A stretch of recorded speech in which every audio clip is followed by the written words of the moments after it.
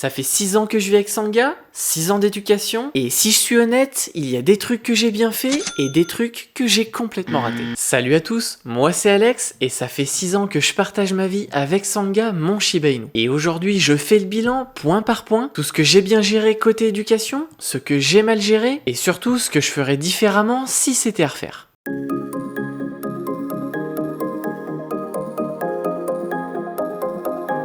Sangha a fait pipi à l'intérieur 1 ou 2 fois maximum, et c'est vrai qu'il a été propre quand même relativement rapidement. En vrai, j'ai eu de la chance, c'est vrai que certains Shiba sont naturellement propres assez rapidement, mais j'ai aussi fait un truc bien, je le sortais très souvent, après chaque repas, après chaque sieste, après chaque jeu, et à chaque fois qu'il faisait dehors, eh bien c'était une grosse récompense immédiate, donc friandise ou papouille, et ça à chaque fois sans exception. Honnêtement, si c'était à refaire, eh bien je ne changerais rien. Ici la clé c'est la régularité, tu le sors souvent, tu le récompenses immédiatement et la propreté arrive très vite. Alors là, c'est plus compliqué. Aujourd'hui, Sangha est relativement calme quand je suis pas là, il dort et ça se passe bien. Mais au début, c'était des murs en bois un petit peu mangés, des cartons transformés en confetti, et encore aujourd'hui, si je laisse un carton traîner, eh bien Sangha, il peut le déchiqueter pour marquer le coup. Mais mon erreur ici, c'est que j'ai voulu griller les étapes. J'ai fait des grosses absences un petit peu trop tôt, donc pas de progression graduelle, 5 minutes, 15 minutes, 30 minutes, 1 heure. J'y suis allé un petit peu trop vite. Et en plus de ça, au début, je lui laissais pas grand chose pour s'occuper. Donc pas de tapis de fouille, ou alors pas de Kong avec une friandise à l'intérieur. Et donc j'ai intégré ça un petit peu plus tard et ça m'a beaucoup aidé. Donc si c'était à refaire, j'irais un petit peu plus progressivement et je lui laisserais toujours une occupation. Un tapis de fouille avec potentiellement plusieurs friandises ou des croquettes à l'intérieur, ou alors un Kong avec quelque chose à lécher pour qu'il associe tout simplement mon départ à quelque chose de positif. Et qui dit solitude mal gérée, dit destruction. C'est la conséquence directe. Sangha, quand il était chiot, il s'attaquait au bois quand il était frustré ou en manque d'attention. Et j'ai pas très bien démarré là-dessus. Mais j'ai appris un truc essentiel: punir après une destruction, ça ne sert à rien. Parce que le chien, il ne fait pas le lien. Surtout un Shiba, si tu commences à le gronder, il va te regarder avec son air de « qu'est-ce que tu me veux ?» et rien ne change. Ce qui va marcher, c'est de rediriger vers autre chose avant que la destruction arrive. Ça peut être un jouet, un os à mâcher, une activité, mais la clé ici, c'est d'anticiper le moment de frustration plutôt que de réagir après. En vrai, ça s'est beaucoup amélioré avec le temps. Aujourd'hui, c'est devenu très rare, sauf pour les cartons. Les cartons, il faut pas que j'en laisse traîner. Les mordillements, j'avoue que j'ai pas très bien géré. Sangha chiot, il avait du mal à se poser le soir, donc jusqu'à ses 6-7 mois, il venait me mordiller et il ne me laissait pas tranquille. Et j'avoue que j'ai pas trouvé la bonne solution à l'époque. Ce que j'aurais dû faire, c'est de le dépenser beaucoup plus mentalement avant le soir. Donc des jeux de réflexion, des tapis de fouille, des petites séances d'éducation un peu ludiques, et le rediriger systématiquement vers un jouet à mâcher à chaque mordillement. Et ça, je l'ai pas fait assez. La leçon qu'il faut retenir, c'est qu'un chiot qui mordille le soir, c'est un chiot qui n'a pas été assez stimulé mentalement durant la journée. La dépense mentale fatigue beaucoup plus qu'une balade de 2 heures. Sangha est plutôt cool en balade. Il a jamais trop tiré, même chiot, il reste têtu parce que quand il veut aller à gauche et moi à droite, il va bloquer sur ses pattes et personne ne bouge. Mais ça, c'est le Shiba. C'est pas un problème, c'est plutôt une fonctionnalité du chien. Ce que j'ai bien fait ici, j'y suis allé progressivement. 15 minutes de balade au début quand il était chiot, et puis j'ai augmenté petit à petit. Et j'ai jamais forcé Sangha, mais j'ai jamais cédé non plus. Le compromis, c'est la clé avec un Shiba. Tu négocies tout le temps.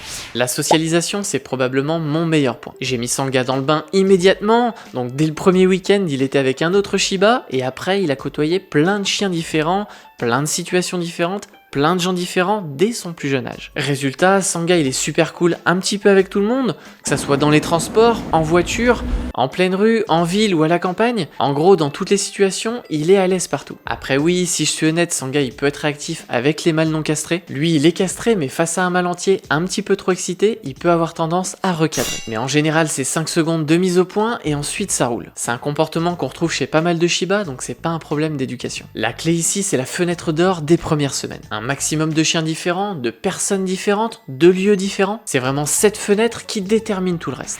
Et là, je pense qu'avec le refus d'appât, on parle de mon plus gros point noir. Malheureusement, encore aujourd'hui. Quand Sangha est en longe à 10, 15, 20 mètres devant moi et qu'il voit un truc intéressant par terre, il peut se jeter dessus. Et pour le coup, j'ai jamais réussi à régler ça complètement. En plus, Sangha est arrivé chiot juste avant le Covid, donc il y avait des mouchoirs et des masques un petit peu partout par terre, et Sangha ramassait tout, c'était un véritable festival. Et là, ma véritable erreur, l'erreur, c'est que j'ai pas été cohérent. Je disais un truc différent à chaque fois. Laisse ça, non, pas ça, tu laisses. Sangha ne comprenait rien parce que le mot changeait tout le temps. Et le meilleur dans tout ça, Sangha est très malin. Au bout d'un moment, il avait compris le schéma. Il ramasse un truc, je dis tu laisses, il recrache et il reçoit sa friandise. Donc ensuite, il a commencé à ramasser des trucs exprès et les relâcher juste devant moi pour qu'il ait sa friandise. En gros, il a complètement hacké mon système d'éducation. Le Shiba est très malin. Donc si c'était à refaire, un seul ordre, toujours le même mot et toujours la même intonation. Et aussi des friandises de plus haute valeur que ce qui peut traîner par terre. Pour que le calcul coût-bénéfice soit en ta faveur et pas en celle du Shiba. Parce que le Shiba, lui, il calcule tout le temps. Là, on arrive sur une bonne note. Après ce désastre, on va parler du rappel. Parce que c'est vraiment l'un de mes plus gros succès. Aujourd'hui, Sangha peut être à 100, 200 mètres en longe et il revient quand je l'appelle. Et ça, la plupart du temps. Évidemment, ça reste un Shiba, donc s'il trouve un truc un peu plus intéressant par terre, il peut hésiter, mais ça reste rare. Ce que j'ai bien fait, c'est que j'ai respecté les étapes. D'abord le rappel à la maison, puis en extérieur dans un endroit sécurisé, puis dans un endroit un peu plus exposé. Et surtout, j'ai commencé ça dès tout petit. Et je récompense toujours le retour. Même après 6 ans, je continue de travailler le rappel un peu tous les jours. Et ce, notamment le soir avec les copains chiens. Le rappel, ça ne s'arrête jamais. Le jour où tu arrêtes de récompenser, le Shiba arrête de revenir. C'est une sorte de deal permanent. Là, sur ce point, j'avoue que j'ai vraiment merdé. Quand Sangha était chiot, je l'ai pas assez manipulé. Pas assez touché les pattes, les oreilles, les babines, et pas assez mis sur une table pour reproduire les conditions du vétérinaire. Résultat, Sangha a eu une grosse période difficile chez le véto. Réactif, stressé, ingérable par moment. Je me rappelle que la vétérinaire devait se mettre à 4 pattes dans un coin pour lui faire ses rappels de vaccin, mais ça, c'est entièrement de ma faute. Et ça s'est amélioré depuis 2 ans. J'ai changé de vétérinaire, la nouvelle véto est très pédagogue, elle prend le temps et ça se passe beaucoup mieux. Si c'était à refaire, chaque jour, je prendrais 2 minutes de manipulation. Les pattes, les oreilles, les babines, le ventre, la gueule. Et bien évidemment, je lui donnerai une friandise après chaque manipulation. Parce que ces 2 minutes par jour, ça peut éviter des années de galère chez le vétérinaire.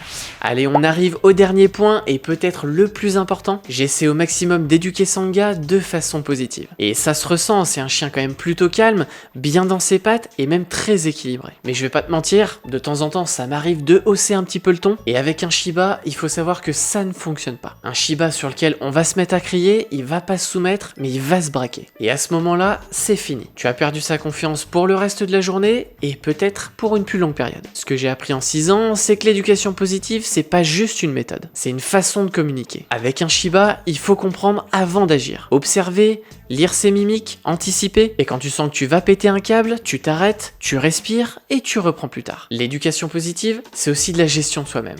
Pas juste du chien. Crier, c'est le meilleur moyen de perdre la confiance d'un Shiba. Ici, la patience est la seule arme qui marche. Et en 6 ans, j'ai fait beaucoup de progrès, et Sangha aussi. Voilà le bilan. Si je devais résumer 6 ans en une phrase, j'ai fait plus de bonnes choses que de mauvaises, mais les mauvaises m'ont appris autant que les bonnes. Et Sangha, malgré tout ce que j'ai pu rater, est un chien incroyable. Parce que le Shiba pardonne à sa façon. Allez maintenant, dis-moi toi en commentaire quel est le plus gros point noir dans l'éducation de ton chien. Je suis sûr qu'on peut retrouver quelques similitudes. Et si tu veux un guide plus détaillé sur l'éducation du Shiba, j'ai fait une vidéo complète sur ce sujet que je te mets juste ici, et tu la retrouveras également en description. Je te mettrai également en description plusieurs liens vers mes autres vidéos sur notamment le rappel, l'apprentissage des soins, comme ça te permettra d'en apprendre plus et de ne pas reproduire les mêmes erreurs que j'ai faites. Quant à nous, on se retrouve très vite pour une prochaine vidéo. En attendant, prends soin de toi, prends soin de ton loulou, et surtout, caresse à ton Shiba.